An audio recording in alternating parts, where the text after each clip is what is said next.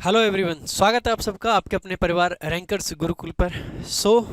आज की इस छोटी सी वीडियो में हम जानेंगे एसएससी का एक ऐसा कॉन्सेप्ट जो एसएससी के लगभग लगभग हर एग्जाम में पूछा जाता है। लगभग हर एग्जाम में पूछा जाता है एक ऐसा शानदार एक छोटा सा कॉन्सेप्ट। बस इस 2 मिनट की वीडियो में जल्दी से जानते हैं क्या है वो कॉन्सेप्ट। वो कॉन्सेप्ट है नो सूनर का। एसएससी एमटीएस जो कि अभी बिल्कुल रिसेंट में एग्जाम हुआ है, जिसकी आंसर की अभी 2-3 दिन पहले आई है, उसमें आया हुआ एक क्वेश्चन से स्टार्ट करेंगे। ये क्वेश्चन एसएससी एमटीएस में 7 तारीख यानी 7 जुलाई 2022 को आया था शिफ्ट 3 में। कॉन्सेप्ट दरअसल क्या है कि नो सूनर के साथ में 2-3 चीजें हैं जो आपको याद रखनी है। एकदम फटाफट से समझा देता हूं आपको। पहला पॉइंट आपका ये है, क्योंकि नो सूनर को देखते ही आपको समझ आएगा, क्योंकि इसमें सूनर आपको दिख रहा है जो कि कंपैरेटिव वर्ड है। इसका मतलब है इसके साथ में जो कंजंक्शन आएगा वो कंपैरिजन वाला आएगा जो कि देन है। एसएससी कभी इसके साथ में देन देगा तो हटा देना है। कभी एसएससी इसके साथ में दैट देगा, वो भी नहीं आएगा। कभी एसएससी इसके साथ में वैन देगा, वो भी नहीं आएगा। तो पहला कॉन्सेप्ट हमने ये जाना कि नो सूनर के साथ में हमें देन लगाना है। दूसरा कॉन्सेप्ट जल्दी से देखेंगे भाई। दूसरा कॉन्सेप्ट ये है, नो सूनर जब भी सेंटेंस के स्टार्टिंग में आएगा तो इसके साथ में आएगा इन्वर्जन। क्या आएगा? इन्वर्जन। और इन्वर्जन से मेरा मतलब है कि हेल्पिंग वर्ब जो है वो पहले आएगी और उसके बाद में यूज करा जाएगा सब्जेक्ट। तो हेल्पिंग वर्ब पहले आएगी और सब्जेक्ट बाद में आएगा। ये रहा इसका दूसरा पॉइंट।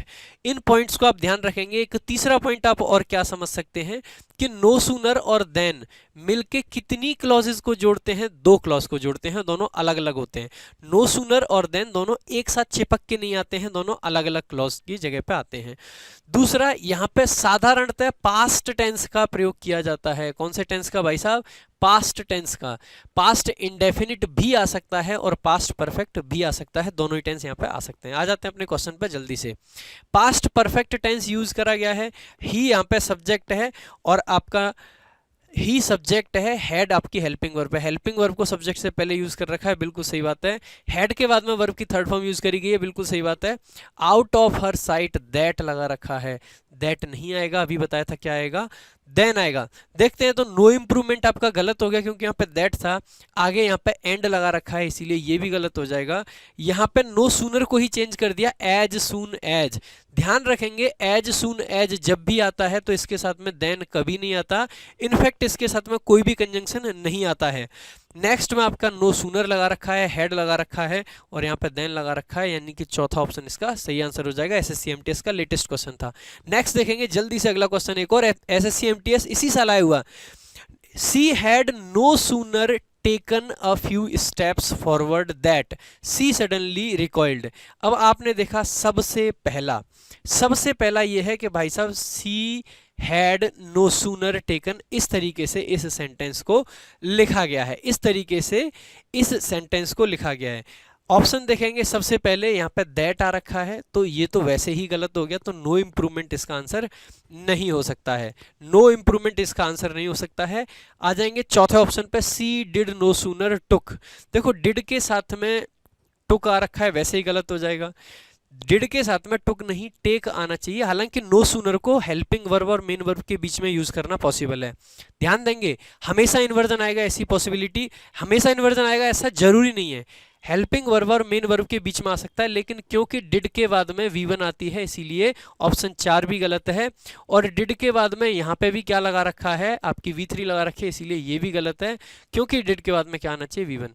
बाकी यहाँ पे देखेंगे, देखो नो सूनर को शुरू में यूज किया, उसके साथ में हेड हेल्पिंग वर्ब पहले गई, फिर सब्जेक्ट आया, फिर मेन वर्ब आई और आगे देन भी आ रखा है, इसीलिए ऑप्शन 1 आपका सही आंसर हो जाएगा। क्वेश्चन देखेंगे अगला, एसएससी सीजीएल 11/4/2022 शिफ्ट 3 में पूछा गया, यानी 2022 के ही सिर्फ क्वेश्चन मैंने लिए हैं, पुराने क्वेश्चंस पे मैं नहीं गया हूं।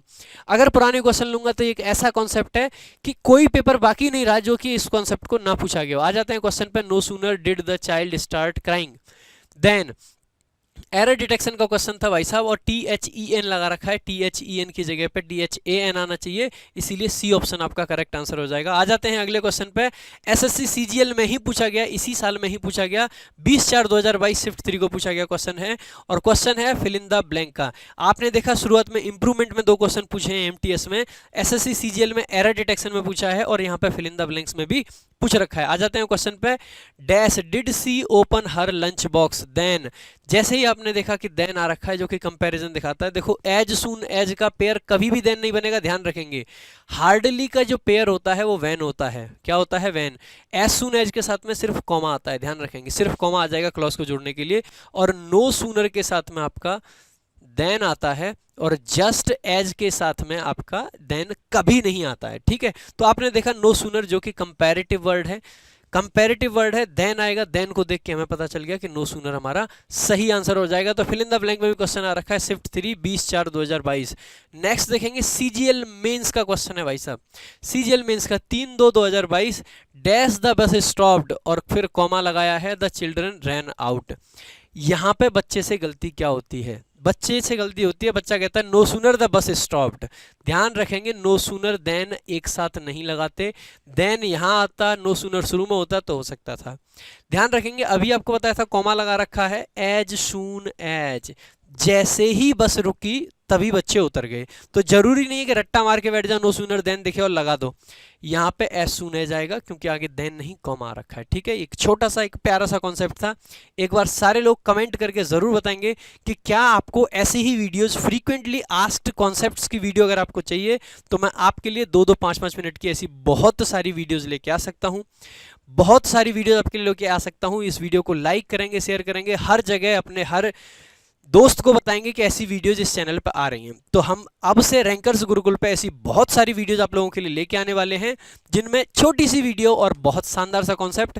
SSC का कोई पेपर आज तक रहा ही नहीं जिसमें नो सूनर को ना पूछा गया हो। तो इस वीडियो को ज़्यादा से ज़्यादा लाइक करेंगे, शेयर करेंगे, कमेंट करके बताएंगे कैसी लगी आपकी video. Thank you so much. जय हिंद, जय भारत।